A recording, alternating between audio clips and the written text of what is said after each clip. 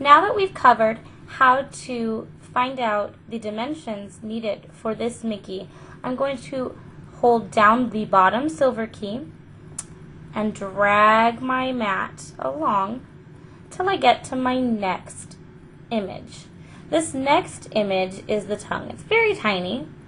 So there's my cardstock cut 2 by 2. If I zoom back out, then I will see where the tongue is in relationship to the larger grid overall. This will help me in determining where this 2-inch square will go on my large 12 by 12 mat. So I'm looking at my mat here, and I know that it's difficult to see, but I'm going to count those squares, and I'm going to count across first.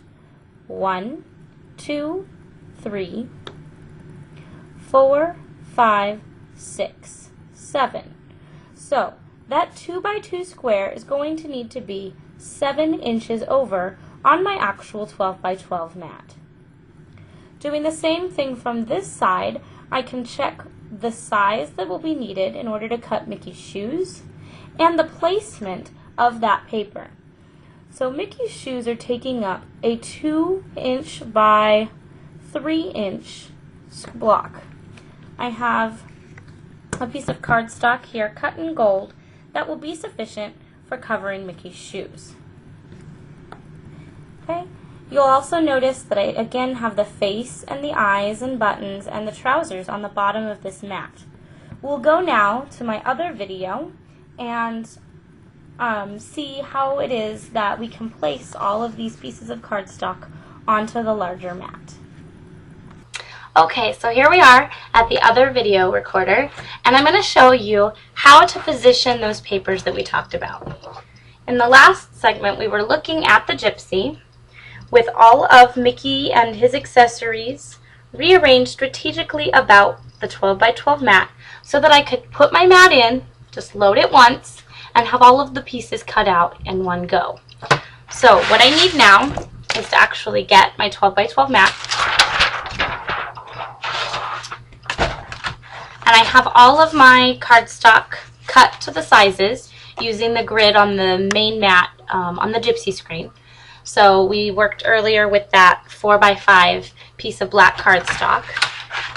I'm going to look at my Gypsy screen, and I'm going to note where the little green corner is. Here's the loading corner, and here's the little green corner at the bottom. I'm going to orient my 12-inch mat according to what I see on my Gypsy screen. So here is my little green corner, and here is my loading green arrow. On my Gypsy screen, Mickey is in the top right-hand corner. So that 4 by 5 block of cardstock will need to go into the top right-hand corner on my mat. The next shape was the tongue, and that was just on a little 2-inch by 2-inch square.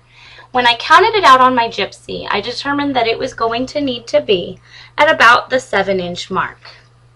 So I'm going to take my little 2 by 2-inch square and pop that between the 6 and 8-inch marks. And you can see that here. The last shape that I had in this corner were Mickey's shoes. And you can see Mickey's shoes kind of right here. So I'm going to grab the gold for Mickey's shoes and pop them over here in the left corner.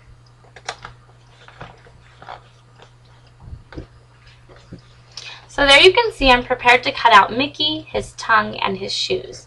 I also had other shapes positioned in this bottom of my mat,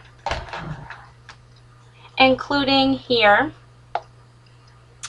Mickey's face, his eyes and buttons, and his trousers. Mickey's face needs about a 3 by 3-inch piece of vanilla paper. I think I have a 4-inch by 4-inch piece here. And so I'm going to go ahead and drop that in the bottom right-hand corner. I have his trousers, and on my Gypsy, the trousers are here in this bottom left-hand corner. And so I'll stick my cardstock in the bottom left-hand corner. I'm going to do this with it down. There we go. So now the only thing that's left is the white for his eyes and his buttons. I'm going to double check the positioning of those pieces on my mat. Right now I have the 6-inch mark available on my actual mat right here.